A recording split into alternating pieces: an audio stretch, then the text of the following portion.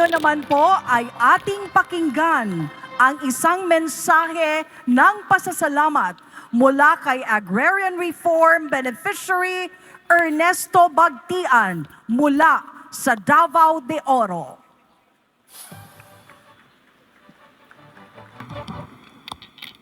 Mahal natin nga Pangulo, Ferdinand R.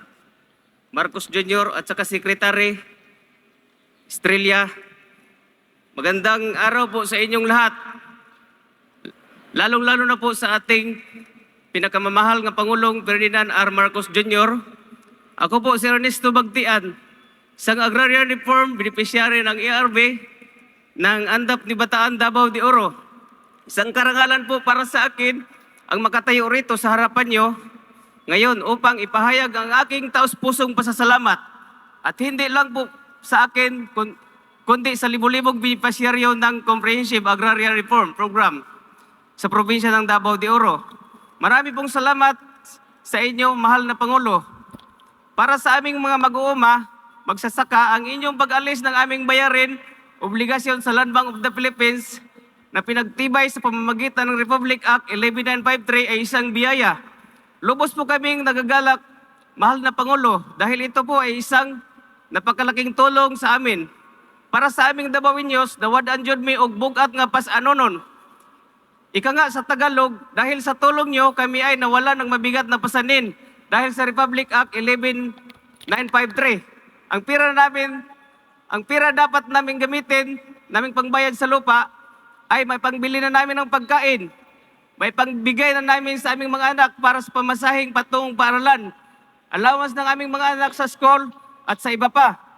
Napakalaking tulong po ninyo ang ginawa sa amin. Lubos po naming hinangaan ang inyong dedikasyon at pagmamahal sa magsasaka. Sana po magpatuloy pa ang inyong pagsisikap kasama lahat ng mga opisyal at kawani ng gobyerno. Lalong-lalo na po ang DAR na siyang naging instrumento ng Diyos upang ang aming pangarap na lupang sakahan ay makamtan. Pangako po namin sa inyo, Pangulong BBM, na gagamitin namin at payayabungin pa ang biyayang ito upang maging huwaran ng tagumpay at pag-unlad sa iba pang mga magsasaka. Mabuhay po kayong Pangulong Bongbong Marcos, taos pusot namin kayong iniibig at pinasasalamatan. Naway patuloy kayong pagpalain ng Diyos at bagong Pilipinas. Maraming salamat po. Maraming salamat po, ARB Bagtian.